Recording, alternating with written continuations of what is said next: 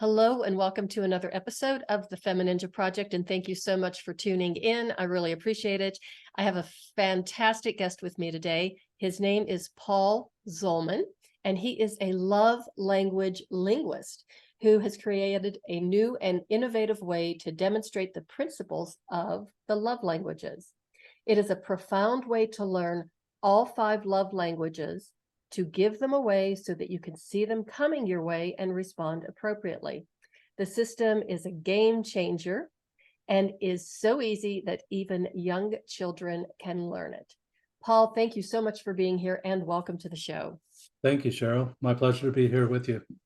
And as I told you before we began recording, you are my first love language linguist. I had to practice saying that so I could get it out without tripping over it. It's a little tongue twister, isn't it? Yeah. It is, but I like the way you put it in your profile, that how you got this sexy title, because it is kind of sexy. And we're going to dive deep into how you became the love language linguist. But before we get started, I don't know a lot about the love languages. I know that, a lot of my listeners do, but if you can give us just a little bit of a rundown of what the love languages are, and then we'll dig into your background and how you got to this point. Sure. Cheryl, the love languages actually were a theory that Dr. Gary Chapman had developed, and back in the early 90s. In 1992, he actually published a book called The 5 Love Languages. I think it's probably close to 20 million copies that he sold worldwide by this time, but it's just a very popular book about love languages. And I like the way Dr. Chapman was a reverend, a pastor, and I like the way that he said that they reconciled to the life of Jesus Christ. So by doing the love languages, by giving it away, you're actually becoming hopefully closer to modeling that example that we have that way. They consist of just five different ways that people like to be loved. So some people like one way more than another. Dr. Chapman refers to that as their primary love language. And most people that I've found will try to give away their primary love language in hopes that they get something back in return.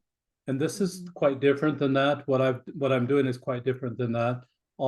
I realize that in the research that I've done, I've realized that I can't bid love to come my way. I really can't. It's not my choice. It's the choice of another person to send it my way. But I can react and I can send it out. And that's really kind of how I've decided to learn the 5 love languages. I could not I did not learn the love languages when I was younger. If there was a book called The 5 Anger Languages, I'm sure those are the languages that I learned growing up. I grew up in a family of abuse, and so it's quite different. We're talking about 2 different ends of the spectrum. But as far as the 5 love languages, you've got spending time with people, just putting on the brakes, taking your phone away, just being present when you're talking with people. Spending time is one of those love languages. Some people light up. That's what I like to call it. They light up when you do that. When they light up, that's how you can detect whether that's something that they like or not. Other people like gifts more than anything. They just want a gift. And that's pretty self-explanatory. That's just how they see that as love. And so if you're given a gift, maybe that's what they like to get back. And then maybe that reciprocity could be what they're looking for. Other people like the touch. They like the hugs. They like the high fives. They like the fist bumps. They just like that. And I had an attorney here in town that when I created the device that I have, he said he wanted only that icon on all sides of the dice. And so, people, he likes to give it away and he likes to receive it. So that's just what he wanted. The next one would be the words. You can think about the words of Jesus Christ. We all, a lot of us like the words of Jesus Christ, and we value that. But the words "I love you" or the compliments or that sort of thing, if the person lights up when you're talking that, or even writing a note, with those words. People like that type of expression of love. And they might like it more than they like the touch or the gifts as well.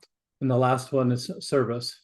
People like to be served. My wife loves her car washed.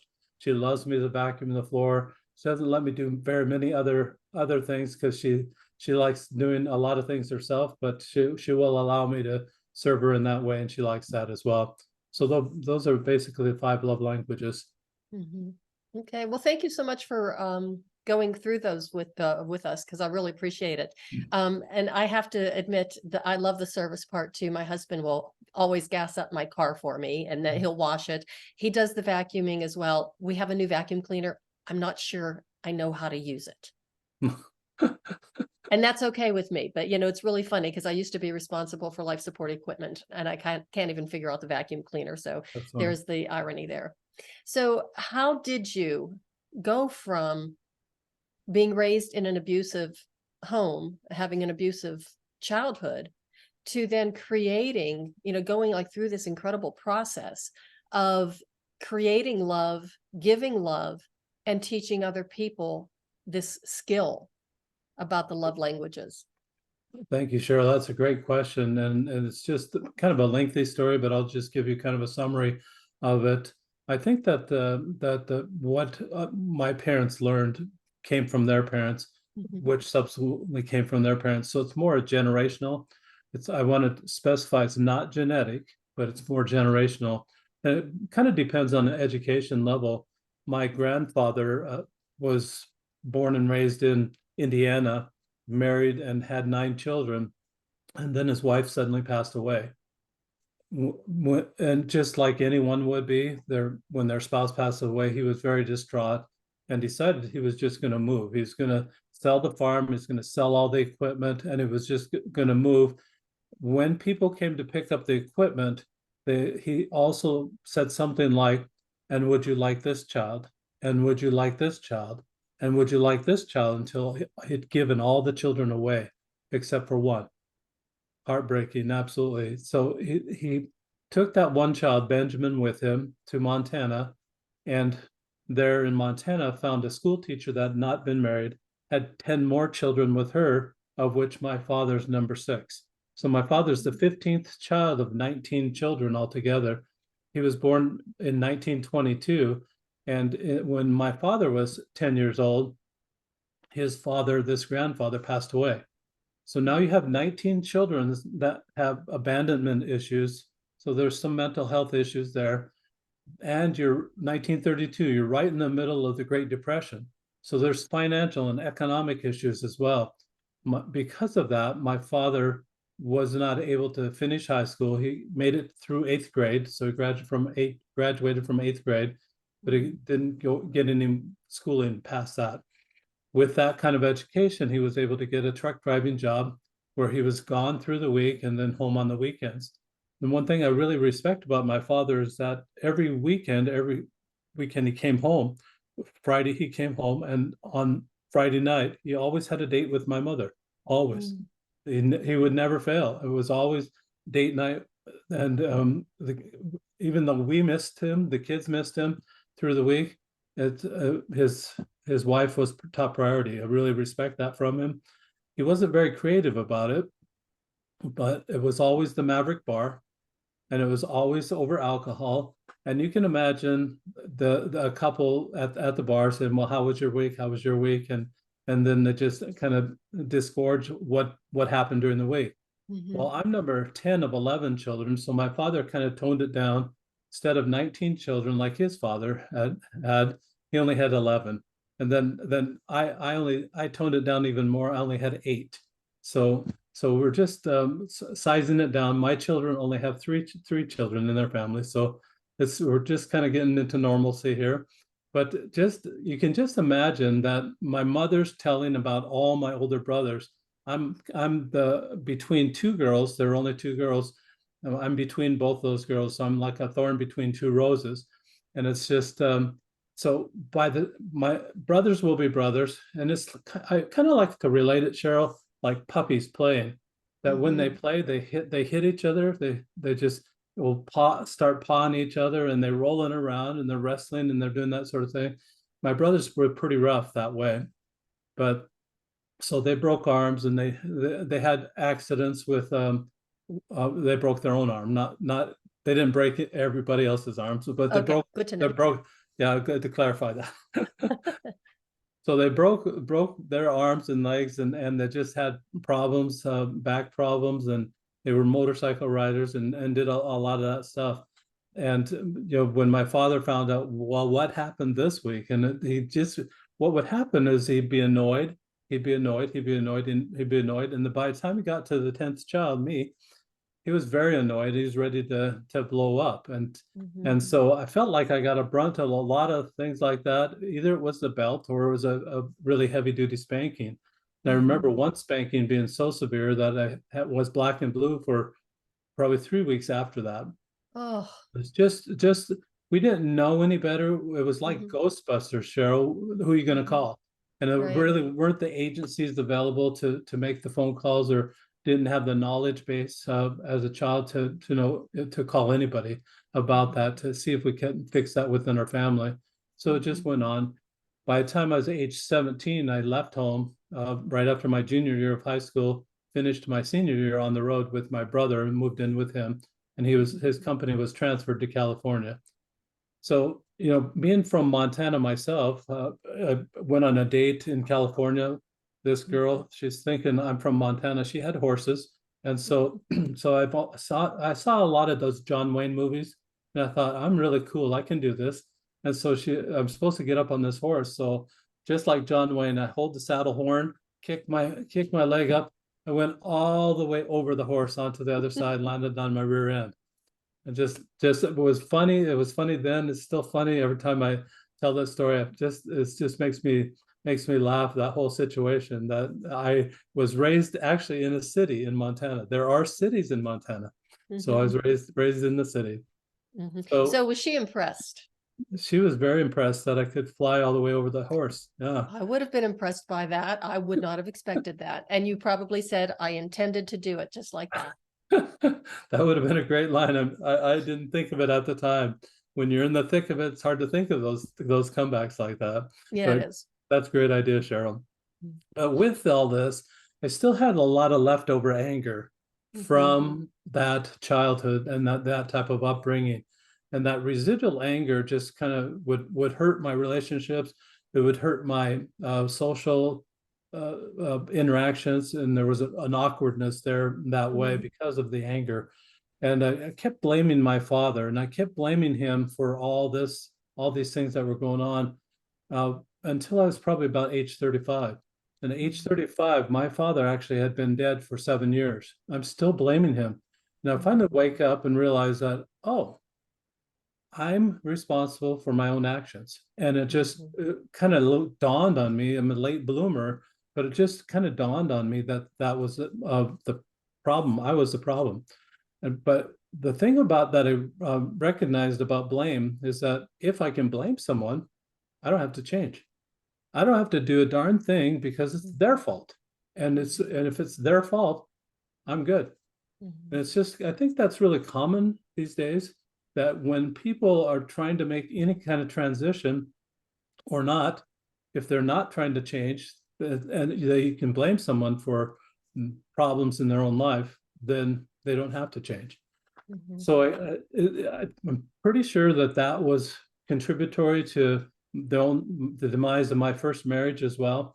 And after 23 and a half years, my wife and I divorced. I had primary custody of the children, and there were 5 children left in the house at the time. So on the weekends off, when she had the children for the weekend, I had this little midlife crisis that I call destination dating, where I was living in one city, she is living in a different city. We choose where to meet and we have a date. And so I did that had a great time traveling, doing it. I went to Daytona Beach, Florida, Jacksonville, Florida, Columbia, South Carolina, Charlotte, North Carolina, New York City. Wow. Nashville, Kansas City, Phoenix, Salt Lake City, Las Vegas, Cabo San Lucas, all these cities and a few more. Went to all these cities for a date. Wow. just in the destination dating. Spent more than $10,000 doing this, and that doesn't sound like a lot these days, but at the time it was quite substantial. A lot of money to spend just going out for dates, all on the weekends that I didn't have the children with me. And it felt like the song, you probably heard of the song, Cheryl, looking for love in all the wrong places. That's kind of exactly how I felt. So I was done with that and was living in Phoenix at the time. I moved, just living in Phoenix, and my sister, my older sister, was living about 7 hours away, and she called me and said she had a neighbor that she wanted to introduce to me. I told her, nah, I'm not interested. I'm done destination dating. Don't want to travel that 7 hours. And you can imagine being number 10 of 11 children. I didn't have a lot of say in a lot of things in the family. Even I couldn't change the channel on the TV, and I had to walk up to it. It's way back then. I had to walk up to the TV to turn the knob, change the channel. The only time I could do that was if I was ordered by one of my older siblings to go change the channel to what they wanted to watch. And so I could not imagine what it would be like to be number 10 out of 11 children. yeah, it was you have to fight for food. You have to fight for anything that you wanted. You had to fight for it. So it put a fight in me, definitely, to be at number 10. But my sister, I said, no, I don't want to do that. And my sister says, oh, come on, like, and just inserting her status as older than me. And her so authority as your older sister. The authoritarian, yeah, absolutely. So I just relinquished, but really half-heartedly. I said, okay, I'll just email her. And what kind of relationship can you get through email?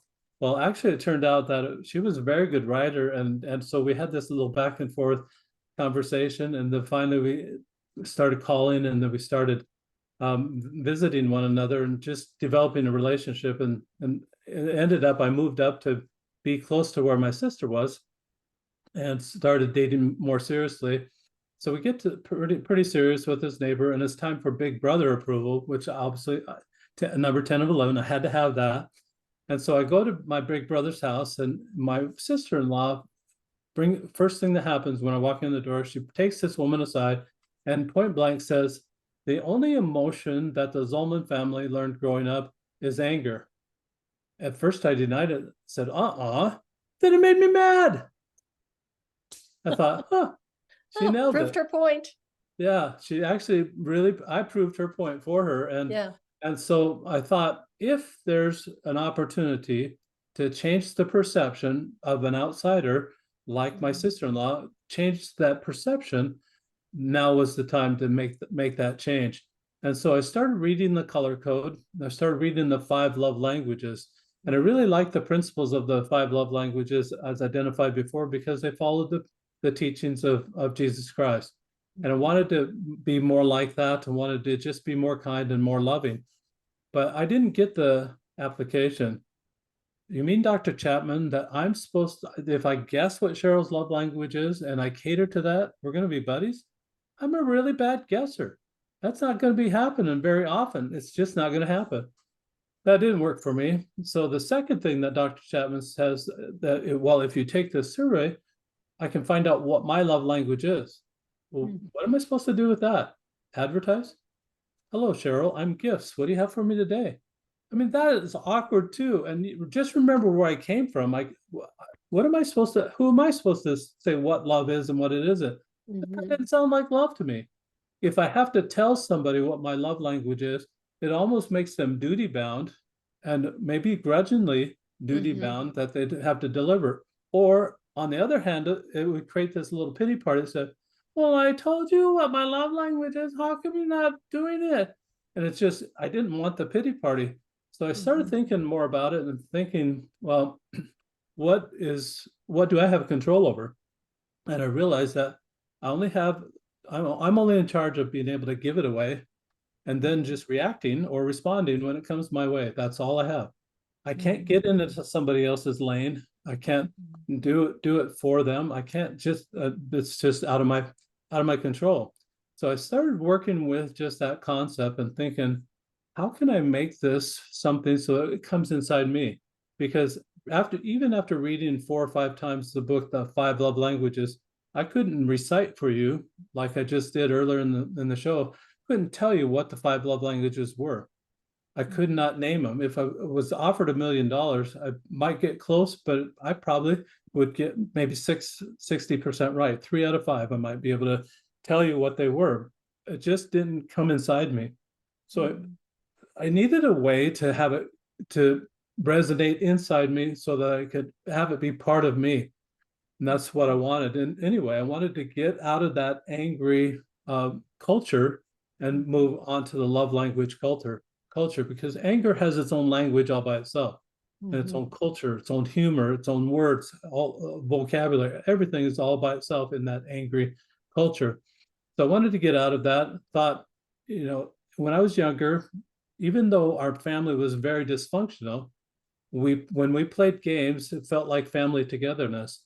Even though there was all this smack talk that and everything else, it was still more cohesive than any other time that I remember growing up.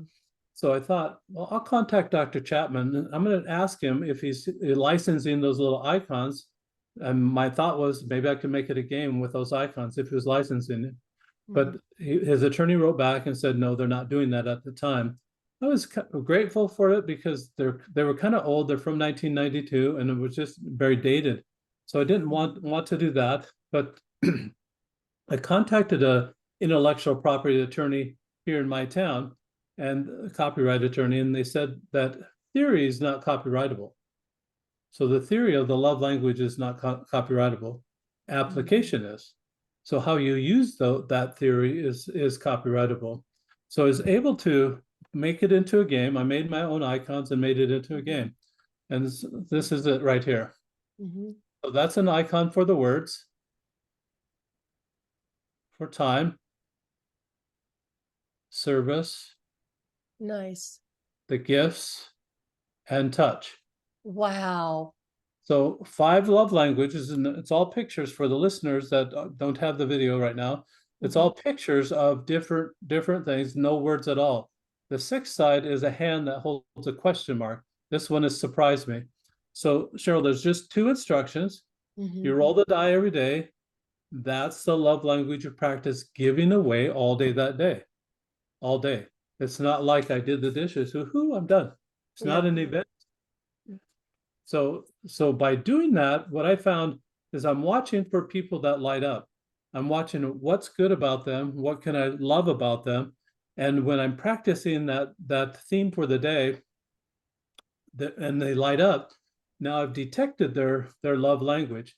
No longer do I have to say pause this relation. Hold on just 1 second. Let me have you take this survey so I know how to love you. Do that anymore. And I never did it anyway. I thought it's just awkward as it was. So you're just detecting using your observation skills to find out what their primary love language is, or something that might be, they may have 1 or 2 or 3, or yeah, mostly just 1. But find out what their primary love language is, and then you just make a mental note to wash, rinse, repeat. Do it over and over again. And you just keep doing that throughout the day. The other thing that I noticed is that when I'm lighting people up, it's actually making their day. And when somebody's made you feel good about yourself, you're going to also turn around and send that to people within your circle of influence as well, and that make other people's day. The other thing that happened is that, like you said at the beginning, I knew all 5 love languages forward and backwards. I became what I call a love language linguist in that way. And with that, it gave me the peripheral vision to be able to see love when it came my way. Even though it might not be my primary love language, I can say, oh, I see they're loving on me, and you can respond appropriately that way. Wow. Okay, this is all very fascinating. So when you roll the dice in the morning, or the die in the morning, and you get your love language for the day, what if it's one of the love languages that you're not really either not comfortable with or not real familiar with? Do you just say, okay, I'm going to wing it and I'm going to learn as I go along? Well, you can wing it, or I have suggestions. I've got a book that I've written that has suggestions of what you could do, and probably 20, 25 suggestions in each genre, so to speak, of the love languages. And it may be uncomfortable at first. There is any learning curve that we ever do in life, there's always a little bit of discomfort getting out of the box a little bit and learning it. But like I said, you do it enough over a 30-day period, you'll become familiar enough with it that you'll know what that looks like and how it is to send it out that way. And that's the whole idea of this, Cheryl. We're trying to broaden our ability to be able to speak love languages, but not only speak, more be able to respond when it comes our way. And I think that couples really have a problem with this, that one will speak one language and the other will speak another language, and they're always like ships passing in the night. They're not connecting in that way. This allows you to connect in a bigger, better way.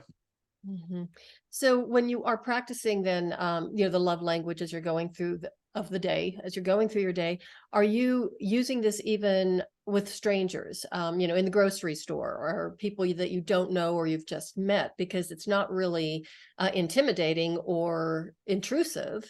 No. It's just a way of being kind. Absolutely. So you're just sending out decency, you're sending out kindness. And even in a store clerk, I'm glad you brought that up. Some store clerks go super fast, and you can compliment them how fast they work. And when you compliment them how fast they work, you think they're going to slow down? Obviously, they're not. They're going to go faster, and it's just going to encourage them to do their job even faster. And it's if you notice, or if you said something, you're the slowest person I've ever had in the grocery line, you think that's going to encourage them to be better? It's not. It's not. So the whole idea of this, and what I found was that my own stacking of those annoyances on top of annoyances is that I was looking at other people and I was thinking about something that I could make a better decision than what they made. Or I'm thinking of something that I could do that would improve their life. We have zero control over what other people do. And when I realized that, I started thinking, well, I can watch for the things they do really well and compliment them on that. If you focus, and I like to use a magnifying glass, when you magnify things that are wrong with people, it's going to enlarge that and it's going to grow. Do you really want that to happen? So if you think you're going to be critical and you're going to help people and focus on their faults and their weaknesses, it's going to grow bigger. It's not going to solve the problem. It won't ever. But if you focus on those things that are good about people and grow those things, that problem may go away all by itself because it'll be crowded out. And that's exactly what I found out after 30 days, just 30 days. It was a miracle, Cheryl. I've had this anger all this time from my childhood. Just after 30 days of using the die, I found myself, I wasn't looking at other people from a critical sense, like, what's wrong with you? I didn't look at that anymore. I was looking at what's right with you. How can I help you? What is there that I can love about you? And when I had that mindset, I was just so busy looking at those two things, what's right about you and what can I love about you, that I had no time to look at and get in their lane, so to speak, and look at their life and help them make their own choices for their own life. It's not in my wheelhouse. You're creating an incredibly strong positive feedback loop. Oh, absolutely. You're wanting to send that positive feedback out, and you're just always looking for the positive. I think that the media, in a large part, it can be help. They have some culpability for sending that negative eyesight out. That watch for the negative. Look at what this person did wrong. Look at what now the trouble they're going to get in because if they did this wrong. And love doesn't sell as well as hate. For some reason, it just doesn't sell, and I think that's in part why the media does what they do.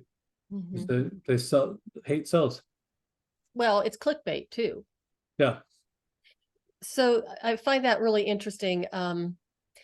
If you are, as you said, focusing on the negative of what's wrong with this person or other people, that actually comes back to you. It's the same thing like that positive feedback loop. It's the same thing on the negative scale. If you're always looking for what's wrong with somebody, it's just going to make you angry and bitter, and it's not good for your health. No, it's not. And Cheryl, I'm really glad you brought that up because it's like an investment. If you take the 2 seconds to roll the die every day, and it's a picture, it'll burn in your mind as a picture rather than there's no words on it. It's just like the word elephant. If I say elephant, you're not seeing ELEPHNT, you're seeing the picture of an elephant. So it's just like that. It'll stay with you and have that memory hook all day long. But if you send out anger, you get an immediate return on your investment, and it'll come back tenfold or more. And I mean, it's just going to come back full force because and you're going to make them miserable, and they're going to make you miserable, and they're going to make other people miserable that day. You're just spreading that misery. It's not a good deal. It's not a good thing to send it out. So that explains where our world is today, kind of. Right. Yeah. And I really, as I was going through your profile, and you were talking about how even young children can learn this technique, and it is kind of like a game because you've got this die that you're tossing in the morning. But you even said that this could be used to help decrease violence in schools. It can help decrease, conflict in the workplace. It can help with, even I'm thinking road rage. I live in Denver and the traffic here is just crazy. So I would think that it could help with anything that has that negative energy attached to it. Absolutely. So in the school system, and I'm testing it right now in a private school locally, but if they'll roll the die first thing in the morning, and it takes 2 seconds, maybe 30 seconds more for the teacher to say, class, we're looking for looking for this type of behavior this day. And I'm testing it basically in K through 6 right now, just because they're in the same classroom all day long. So at the beginning of the day, and they can have some reporting at the end of the day. So they'll roll it, they'll watch for opportunities, they'll do the opportunities, and then at the end of the day, what I've provided the teachers with is more of a journal type thing, where it says what they've rolled that day, what opportunities did they see the love in that way that day, and what did they do about those opportunities. So it's kind of a directed journal. I've found that in journal writing that I've done, if I'm looking at a blank page, my mind is blank also. So this kind of directs you to what opportunities you see the love in that on that day, what you do about them. And I think from a child's standpoint, it makes them responsible or accountable for their own actions. I'm supposed to love today, and then I know I got to report about it at the end of the day. It's going to cure a lot of people from wanting to do any bad thing throughout the day because they know they have to report about it at the end of the day. And I think it's just a simple thing. The last 10 to 15 minutes of a school day, talk to several teachers, it's really non-productive time. The kids are antsy, they've been there all day, they know the bell's going to ring, and it's just non-productive time. So this activity, making it productive time, say, okay, class, it's time to report on how your day went. Take the last 10, 15 minutes, have them write in the journal. And then what happens with that is it's for the teachers just pass, fail, or just did it or didn't do it, and then they send it home with the child. I would, as a suggestion to the teachers, any good stories I would hold back and read it in front of the class the very next day, just as part of the activity, trying to reinforce that positive behavior. The other thing is that when they send it home with the child, now that parent has just some responsibility to hold those journal pages together. At the end of that school year, all of a sudden that first grader has a love journal. That third grader has a love journal, something that they'll 10 years later, 20 years later, 30 or 40, 50 years later, look back on that love journal, or they'll share it with their children, or they'll share it with their grandchildren. This is what I was loving in first grade. This was all about my first grade. This is how I loved my teacher. This is how I loved my classmates. And you'll have that journal to talk about and spread more love, have more conversations about loving in appropriate ways, in later years as well. Mhm. Now, when you have the children, like in kindergarten, of course, they can't really write in a journal. Do they just verbalize then and have that time, the 10 minutes at the end of the day, or the end of their half day, whatever it is, where they talk about, what they felt and answer those questions just to have the discussion? Or they could draw a picture. Yeah, Mm, absolutely. They could mhm, do either one of those. I mean, it's really flexible at this point in time. Well, all I'm looking for is I know that this activity will make it work. Something that will help them teach accountability. You remember I was blaming my father up until age 35. Well, they mhm, don't have anybody else to blame. When they have to be held responsible and they have to write about it or they have to report about it, how their day go, they're taking on that responsibility themselves. And when they at that early age, if they see that they're responsible for their own actions, I think it's going to change their behavior, not only then, but for the rest of their life. mhm. I love the fact that it's teaching personal responsibility rather than pointing the finger at somebody else. Well, you did this, so that's you, or you made me feel bad. Yeah, yeah, Yeah. and that personal responsibility is just it's really something that it absolutely needs to be taught, and it's a more of an indirect way, which is Hmm. really kind of a better teacher that you're not hitting it head on, that you Hmm. have to be responsible. It's not being commanded to you, Hmm. but it's just kind of lilting in there that says, Hmm. I am responsible. And it's a realization, it's the aha moment that those children will have when they realize that we're rolling it at the beginning of the day, I have to report at the end of the day. Hmm. It'll check their behavior. And I love the fact there's really no right or wrong, good or No, bad, yeah.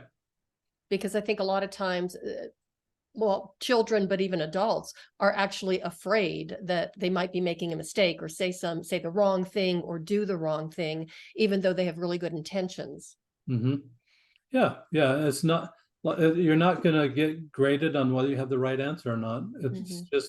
just whether you did it or not. And if you do it, I have a Yogurtland franchisee here in Hmm. town that actually has added a little incentive to it that if they'll do the journal for 15 days of the month, they'll get 5 ounces of yogurt for free. And if they'll do it for 25 days, if they'll make a habit of it and do it for 25 days, then they'll get 10 ounces of yogurt for free. So Hmm. just some cooperation with a local vendor that way that is really working. I think it's really motivating the children to do the right thing. Well, and it's really good for the vendor as well. Oh yeah, absolutely.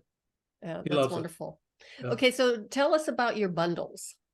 Then Okay. wait, what? It's the Roll of Love, and that's basically the game. The title of the game is the Roll of Love. Okay. Also the title of the book. Hmm. So and it's the title of the journal, Roll of Love Journal, Roll of Love Hmm. book, and then the die. So Hmm. for less than what it costs for a therapy session, quite a bit less than what it Quite costs a for bit less. a therapy session, you could have the bundle, you could have this for your own home and use it in your family.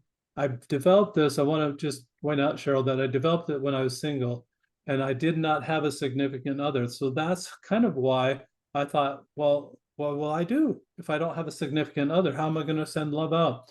And I Hmm. realized I can just send it to everybody. Everybody I come in contact with, I can open doors. I can say nice things to people that are serving me, like the checker at the store. I Hmm. can do it. I can send it out all day long, and not have any problem. The second thing about that is that just doing it to your significant other is kind of a part-time job because you're not with your significant other all the time. So Hmm. it developed a consistency of character, and this is really character building as well. And if you get the set, the Hmm. full bundle set, I think I've got it on sale right now for Yes, $30. you do. It looks, yeah, I was really impressed. So for the listeners, definitely go to Paul's website and check out the bundle. It's a great deal, and you can learn a lot more about the Role of Love. I just love that, the Role of Love. How did you come up with the title? I'm kind of guessing I know, but. Well, it's kind of a combination of, I felt like there were a lot of things that were outside of me, and you can't learn a lot of things that are outside of you that are in circumstance that it's hard to take them inside.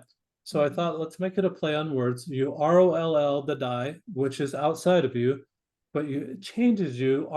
The role of it changes you inside. It's a play on words. ROLL, the die outside, you change the role ROLE inside. So the website's roleoflove.com. Mhm. Do you do speaking gigs? I Go out have into the public? I have done a few. Mhm. I've been doing podcasts mostly for the last 2 or 3 months. I've just done podcasts. I'm probably going to look forward to coaching possibly next year and have those type of speaking engagements as well. Okay, excellent. Let me see. What else did I want to ask you? Okay. Oh, I'm drawing a blank here. So how can people get a hold of you? Where can they find you? How can they connect? So the best place to do it is that website, theroleoflove.com.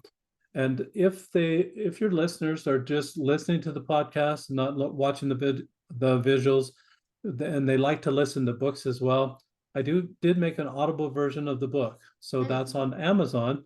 But you'll have to, instead of typing in Role of Love, you'll get love this, love that, love a million things. And there'll be a needle in the haystack trying to find. If you'll type in my name, it'll come right up, and you'll be able to find the Audible book online as well. And if you have Audible with Amazon, the book might be free out there too. So Did you narrate it yourself? I did not. I actually hired a voice to do that, and he did a much better job than I think I ever would have done. So I was happy I did that. Well, I think you would have done a wonderful job. Thank you. That's very kind. Yes, you have a great voice. So, Paul, this has been an amazing conversation. I have learned so much personally. And I really congratulate you on everything that you're doing, especially helping children to learn at a young age how to build that character and how to share love and how to be resilient. Thank you very much, Cheryl. That's very nice of you. Just maybe just one last parting thing.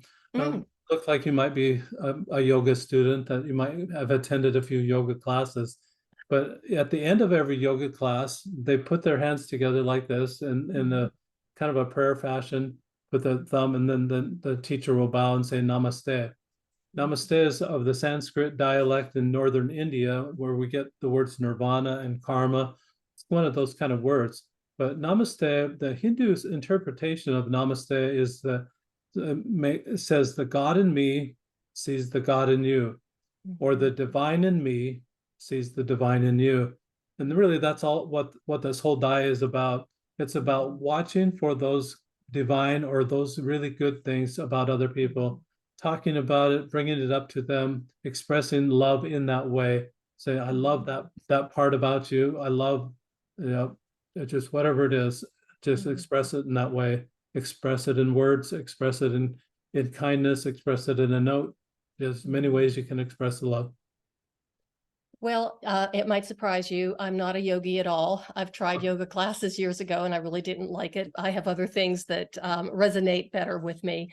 But as a martial artist, at the end of every class, we put our hands together and we bow to each other and we say, arigato gozarimashita, which in Japanese means, thank you for what you've given me. So I say that to you, Paul, arigato gozarimashita. Thank you for what you have given me and the audience and what you're giving the world. I think if more people would learn the role of love and get the bundle, I think the world would be a much better place. And I really want world peace. That's all I can say.